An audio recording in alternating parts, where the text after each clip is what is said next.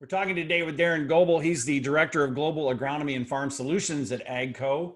Actually, you're the first agronomist I think AGCO's had on staff for a while, and that's where you started that whole program, right? Yeah, that's right. It was very interesting 5 years ago as we got started and bringing a lot of agronomics into the company, and it's been a good time, really. What are we talking about today? I mean, one of the areas you are looking at, we always talk about planters and compaction, but you're working in a different part of the agronomy side too. Yeah, so we started this year looking at how the sprayer affects weed control. And that's because, farmers are really having a big struggle really right now with weed management, especially when we think about things like water hemp, palmer amaranth, and some of these weeds that are really having a lot of resistance issues. And so what we set out to do this year is look at how the system really works. You'll hear weed scientists talk about having a really strong pre-program so that we don't have to do too much around post-emergence and really trying to add a lot of different modes of action. But there's not a lot of talk about how the sprayer affects affects your weed control. And so that's what we're really looking at. Farmers are forced to really try to wear a lot of hats and do a lot of different things. And farming is more of an art than a science many times when you throw the environment in, weather events, and all these things that they have to manage. And then they start losing tools, like dicamba, for example, and it really gets complex really quickly. And so when you think about things from a sprayer perspective, I kind of like to think about it as a triangle. Productivity is really key because we got to get over a lot of acres. At the same time, we need to have efficacy. And so we need to try to kill everything that we're spraying and do a good job with that. And then at the same time, we got to think about the environment and really avoid drift. And those three things are really at war with one another when you think about weed control. And, if we want to be productive, we really want to put our gallons per acre really super low and get over as many acres between fill-ups and get it done. But when we think about efficacy, we want to bump our rates up so that we can really get strong coverage. And in our trials, we're seeing that if we can increase rates, our carrier volumes, we're really improving our efficacy out there and really killing weeds a lot better. But then at the same time, we think about drift, and then we talk about, well, we need big droplet sizes so we don't drift, and then that affects our coverage. And so what Crop Tour this year at AGCO is around application, we're really looking at those parameters, and in addition, things like boom height and clean out. And clean out's a big deal too, because farmers are having to spray a lot different herbicides than they have in the past, and it's very easy to get contamination. And so we're just looking at all these things and trying to do some education both internally and for our grower customers so that we can do a better job with weed management. Well, Darren, it sounds like the virtual portion and will be very rich with information on how to be better at application. Thanks for your time, and we're looking forward to checking it out. Thank you.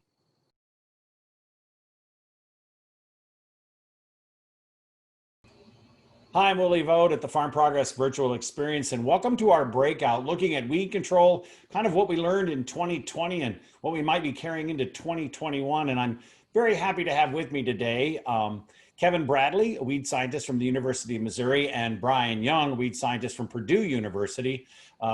Guys I've worked with before, and I'm very excited to have them on this discussion today about some things that have been going on in the weed control market and what's going on going into the future. So I think we're going to kick off with Bryan. If you want to set the stage a little bit, I can share your screen and you can take it away.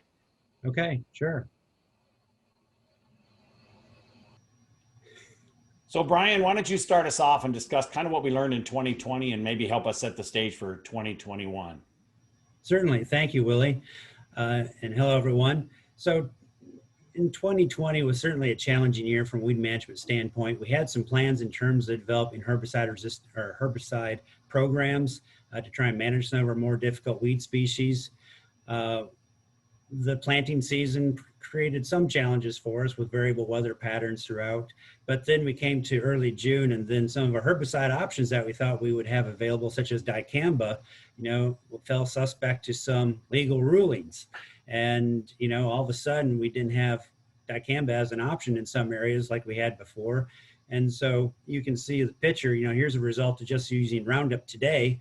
It's a failure on glyphosate-resistant water hemp. And I know some were faced with that and they're looking for other options.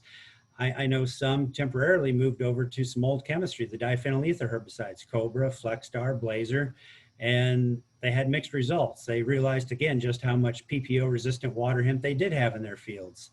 If you might have waited it out for a little while, you might have had some windows later on to apply some dicamba in your state. Depends on when the cutoff dates were and when the weather patterns allowed for such.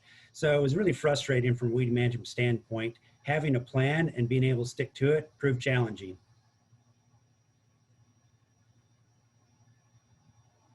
So based on that, I mean, what are you looking at? I mean, we've got a slide here on soybean traits for weed management. What are my options going forward? What did we learn about that, Bryan? Well, in terms of options, we do focus a lot on herbicides. So with that, we look at herbicide resistance traits. And here's just a list of all of them that I deal with when I get phone calls, all the way from non-GMO to some straight Roundup Ready and to some that are still pending for commercialization, like XtendFlex, which might be labeled for next year. So we have a lot of different options and we're focused on herbicides. The one thing that concerns me though is when we look at these herbicide traits, most of them are for resistance to foliar applied herbicides that we use post-emergence. And I want to emphasize we should not be focusing just on post-emergence herbicides for the brunt of our weed control in 2021 by any means. That gets us into a lot of trouble, paints us into some corners, such as this past year when we were relying on the use of dicamba. Then all of a sudden the court says, no, you can't do that. If you were relying on the majority of your weed control coming from a post herbicide, it puts you in a really bad situation. And so I think the use of these traits that you're showing on the screen, I think need to be implemented to some degree, but also, I like to say that 80% of your weed control should come from soil residual herbicides, not the foliar herbicides. And then that gives you different options. Well, let's move on to the next part of the presentation and talk about that. Why don't we run through this slide series, but how should I manage with residuals? What do you see? What do you see the strategy there? Well, one thing that has changed to some extent is we used to be very much Palmer amaranth and water hemp centric, but now we're seeing some of the other weed species, large seeded broadleaves, cockleburr, velvet leaf, giant ragweed are proving to be a little bit more problematic than they were 10 years ago. So now it's not just water hemp anymore. We're hearing about some of these other species. So you have to make sure that whatever your program is, you're addressing those large seeded broadleaves as well. And that is a good opportunity to use some of these soil residual herbicides, not just for water hemp control, but for some of the other large seeded broadleaves. Another thing that I know is challenging for some has been some of the grass control that you might not see as well when you move away from glyphosate in soybean production these days. So make sure you have good soil residual activity on some grasses as well. So we're looking for broad spectrum soil residual herbicide programs these days. And hopefully you can follow that up with an effective post herbicide. As you can see here, make sure you apply when it's small and applied with another residual herbicide. The overlapping approach is something that we need to be mindful of and try to implement as much as possible, because it's easier to control them when they're small than have to spray again because you failed. Rescuing fields from failed herbicide applications has proven to be extremely difficult. You can get lucky, but luck runs out quickly with weed management. Before I go to the next bullet point on this slide, you've got a note here about applying on those small weeds and the auxins, so the 2,4-Ds and the dicambas. They really work best when you hit them small, right? Oh, they certainly do. So 2 to 3 inches would be a lot more ideal than 4 to 6 inches. And I know we have problems with that. Whenever you talk about weed height, the question is, well, are you talking about the biggest ones in the field, or is that average weed size? Frankly, if you can see them from the road, they're big enough to start spraying with an auxin herbicide, maybe even too big. So we should be scouting our fields so that we're not just scouting by roadside. Okay. And then these soybean traits that enable effective strategies. I mean, what do you see there? Well, I see a lot of opportunity for flexibility. You know, if I can still use glyphosate for control of a lot of different weed species, not called water hemp or palmer amaranth or maybe even horseweed, there's still a lot of utility there for the grass activity. But then when you add in, well, Liberty or glufosinate or one of the auxin herbicides, there's opportunity to make it a little bit more robust than what we have had before. So we try to avoid using a single herbicide post-emergence that's going to kill the weed species. Because we know we've gone down that road of glyphosate plus this herbicide should kill them this year, or glyphosate plus this other herbicide should kill them. And we want something that's a little bit more robust and also allows for some later season applications if we do get another flush. Okay.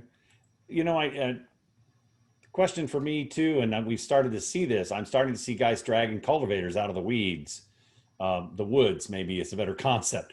Are we looking at some mechanical approaches now?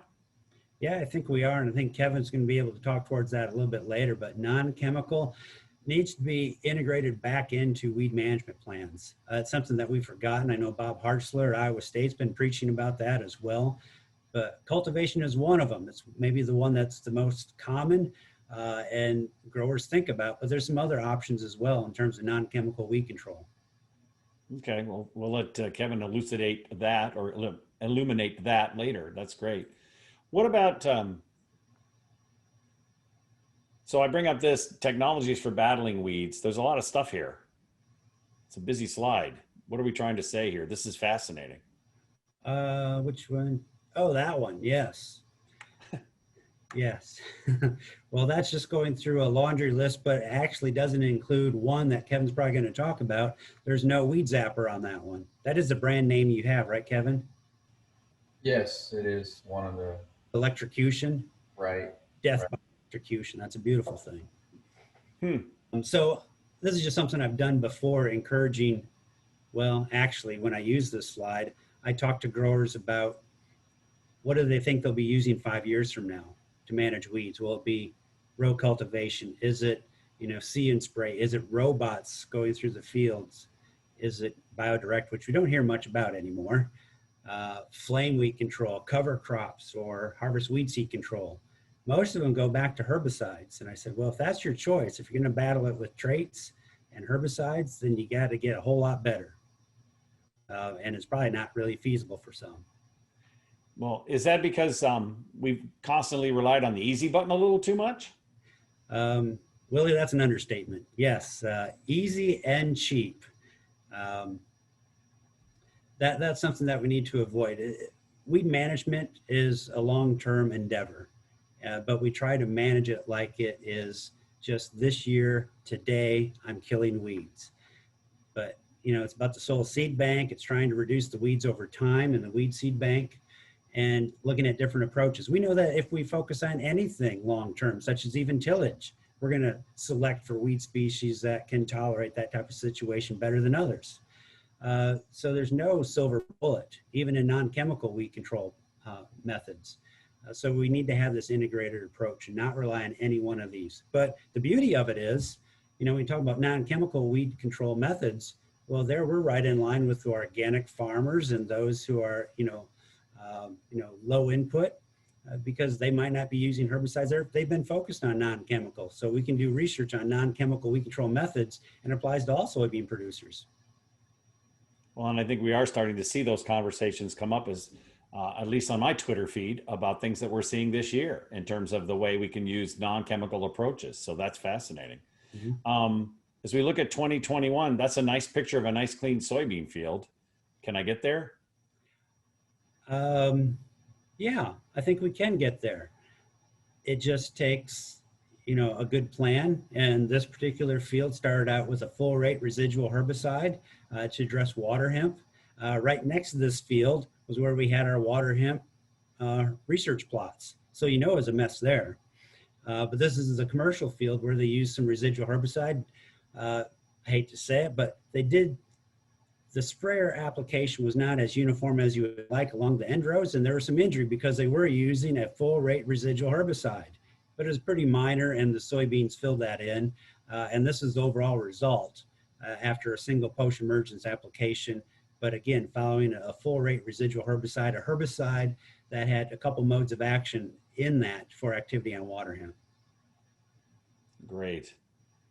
Well, I mean, it just, as we discuss this, it just seems to me like we really have to get more holistic about the whole process. And I think Kevin's going to get into that a little bit. Just what is a holistic weed control program and what does it look like? So as I move on, I think I'm out of slides. Nope, I'm not. What's going on here? Well, there's some hidden ones in there. Okay, we'll let those go. But let me stop sharing this screen and then we'll go to Kevin for a bit here. Kevin, I think you've been working with some technology that may help take the weed seeds out of the field or zap weeds. Why don't we talk about that? Some non-chemical approaches that may have some potential, and we can talk about the pros and cons of those a little bit. Sure. So yeah, as a result of some funding from United Soybean Board and our own local state soybean boards, we've been blessed with being able to do some research with one implement that's called a seed terminator. It's just one of, I'd say, 4 or 5 commercial on combine seed destruction devices, if that's even a name, but we haven't come up with anything better yet. So these are basically just implements that attach directly onto the combine, to the back of the combine. They're integrated into it, and they are basically a mill that is designed to kill any seed that happen to go through the combine and go out the back. So a couple of them that just come to my mind, probably one of the first is called the Harrington Seed Destructor. Now it's the integrated Harrington Seed Destructor. Ready Cop has another one, and of course the company we're working with is like I said, it's called Seed Terminator. So we've had, this will be our second year. We're getting ready to start of research with the device, and we're going into commercial farmer fields. You know, they're anywhere from probably a minimum of 40 to 80 acres in size, and we are evaluating how much seed actually gets into the unit, and what's it look like behind it as it's spit out. And so our initial results after a pretty rigorous year of collecting all that data from 2019, it is showing us that there is great efficacy in the ability of the machine to take what seed enters it and chew it up and make it non-viable. Even a seed as small as water hemp, it's fairly earth-shattering to me to even think that it can do that, but it does. It does do it very effectively, and so that's a good thing. On the other hand, I just have to say, I mean, part of our research is also, does all the water hemp seed actually get into that device on the combine? And we've seen that there is some header loss that occurs, as you might expect, as a reel goes through the field, and it kind of hits one of those water hemp seed heads. It's gonna most likely shatter the seed, depending on what stage of maturity the water hemp is. And so there is some, I don't know if that's something we can work on in the future, or if there's some way we might be able to minimize that. And I'm sure it's not as much when we're harvesting early in the season and the weeds are still green. I would guess that we probably don't have as much. So there is one. It's, you know, nothing is perfect, like Bryan was saying. I mean, like, this is just one tool, and it looks like a pretty good tool from what we've seen so far. And we got a whole nother year to look at it and look at different weeds and everything.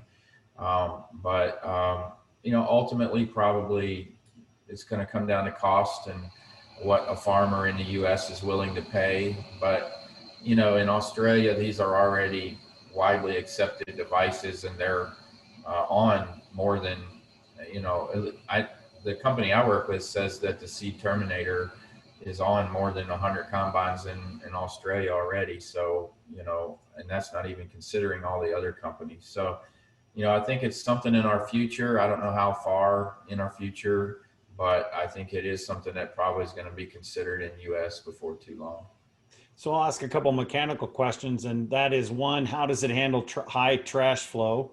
And number two, does it have a power draw on the combine beyond what a farmer might find acceptable? Yeah, great questions. That's often what some of the farmers are some of the first to ask those kinds of questions. Rightly so. They know what they're dealing with when they're running these machines. So one of our kind of insights, I would say, so far is the earlier you have a frost in your geography, the better for these machines. While I will say that none of our particular combine last year and the seed terminator, it never clogged. One of our colleagues in the South in Arkansas, Tom Barber, has been evaluating a different unit on a different combine. Ours is a class 8 combine. His is a class 7. I don't know if that's what's making a difference or not, but he also has Palmer. We have water hemp. But the bottom line is he's had some problems with it clogging up and being able to get through his harvest. We didn't see that problem last year, but it was we were concerned that we might have that same problem. And all I can say is once we have a frost, it's much easier to get through than when there's that green moist material. Your other question, we actually do have some answers just because of all these computers nowadays that are on these combines. They give you all kinds of information, and an average engine load is what we were working with, a Case IH combine, 8250, brand new, beautiful combine. And I should say we couldn't have done this without Case's cooperation on all of that. But their computer, I don't know what, I'm not an engineer, but I don't know what engine load means, but we were able to download the data from the computer, and the engine load was about 70% when the seed terminator was running, and compared to like 98-95% when it wasn't running. So it does take some engine load away from the combine. I didn't run the device all that often, but I did just a little bit. And I'll just tell you, just from my perspective, it was hard to tell that it was even on when you're inside the cab. It does take some away. And another thing, it does consume more fuel, as you might imagine. So there is that aspect too. A little bit more. It wasn't some great amount, but we were able to evaluate that also. And then the last thing we were able to evaluate really is inconclusive based on what we did last year. We kind of came out almost exactly even on speed of the combine when it had it on versus when we didn't have it on. Our results from 4 locations last year just showed there was really no difference for us. So, well, that's cool. Yeah. These combines do have a lot of engine headroom. I like to say they have a little capacity that we can push them pretty hard, the newer ones especially. Bryan, I wanted to step back a minute and talk to you about something. You made the comment about some of our more traditional non-GMO organic farmers are doing things that we might want to adopt on our commercial farms.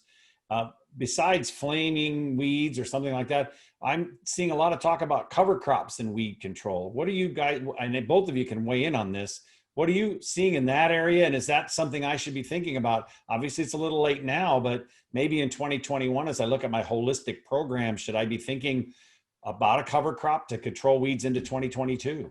Mm-hmm. Yeah, certainly cover crops are an option. And I think more than anything over the last 4 years or so, what I've learned, or what kind of sets out in my mind, is weed management that your neighbor implements could be different from what you implement. Depends on farm size and just how you operate. And so cover crops make sense for some, doesn't make sense for everyone. But what we're seeing recently is that there's been a shift towards planting green and delaying the termination of that cover crop so you can get more biomass. Biomass translates to the better suppression of weeds. And so I think Stanley Culpepper has a picture out there for years now showing cereal rye that's 6 feet tall or so that he's rolling down and control palm ramps. It's pretty good. And yeah, that could be pretty good for water hemp control as well. But as a farmer, how do you manage that system? I think that's where the challenge comes in. It's not just a weed science question. It certainly involves others who are experienced in, agronomics and mechanical engineering, I guess, too, to some extent, and trial and error. That's one thing that growers who use herbicides don't like, trial and error. They want to spray it and they want it dead. Cover crops, there's trial and error. For Harrington seed destructor or those mechanical seed destroyers, there's going to be some trial and error to tune that in. Herbicides, here's the rate, I go apply it, weeds die. So there's a simplicity thing there. They don't want to take the time or opportunity to fine tune it for themselves quite yet. But some growers are interested and they are moving that direction. But like I said earlier, it's not just having a cover crop, it's which species, what seeding rate, and when do you terminate. And then how to use herbicides in that system for some, and others, well, I'm not going to use herbicides at all, I'm going organic. Well, if I can get the premium, I might go organic, just saying. Right. That's something else. Kevin, have you been looking at the electrocution weed product? I mean, that comment came up earlier. Have you seen that machine? Yes. We kind of just stumbled onto the fact that there's a company in Sedalia, Missouri, that is probably the manufacturer of the biggest weed electrocution device that is used by the organic growers around the U.S. And again, as a result of some funding from the Missouri Soybean Board, we were able to purchase one, and this is our first year using it. So I was fairly amazed how kind of accepted this whole electrocution thing is among the organic group. We could learn some things from them. Our stance on it is kind of the same as with the seed terminators. If there's anything we can do to keep seed from going back into soil, that's a victory, that's a win. And I don't know how many soybean growers we're going to get to be buying these devices, but I could see where maybe if some co-ops and retail outfits and things offer it as a service late in the season, and it definitely proves that we can prevent seed production, which I think we're starting to see in our research, then that would be a valuable tool. So we have been evaluating it this year, learning a lot. And I think their challenge is just to get it to, I think the biggest one they have is a 30-foot boom, if you will. It's not really a boom, it's just a bar that you don't want to go anywhere near. So I don't know how big it could get, but if they could, get it to more of a, size that we might use in conventional soybean production, I could see where we could keep a lot of seed from ever producing. And that's kind of what our focus is so far. So it's electrocuting between the rows, right? It's not, we obviously can't electrocute in the row, can it? Yeah, so ours, so I think he's, the owner is going to release a device that can do between the rows, but right now, ours is just for big weeds, or the ones that he has available. You have to have a height differential between the crop and the weeds, which usually happens with water hemp later in the season and most everywhere. So again, this is not optimum weed management. This is trying to keep seed from being produced and going back into the soil. It's after some escapes are out there, can we do anything? So we'll see how it progresses with the between row units and all of that. We don't have that, but ours is just literally dependent on you have a height differential between the crop and the weed, and you're going to put it at a height that you can hit the, just touch the weeds as you drive over it. That's all you have to do. I mean, we're testing speeds also, but 3 to 4 miles an hour looks perfectly fine. And as long as you're just wiping those weeds, it's electrocuting them, and you come back next week and they're all crispy. So that's the idea anyway, and that's what we're seeing. I mean, quite frankly, some of my initial insights on it is the bigger the weed, the better. It looks like it kills them when they're bigger, even more effective than when they're smaller. So that's amazing. I did see a unit in Europe at Agritechnica. It did win an award there. It's down in the row. It's like little foil. The foil flops in through the weeds in the row, and that's electrified. And so it's almost at the ground level, and it kind of almost is like a hooded machine. So I guess the whole point is that over there, of course, where they're starting to ban herbicides, they're looking at every kind of weed control they can. And maybe that's another place we should turn our attention, is to Europe and see what they're looking at. And there may be some ideas coming from there too.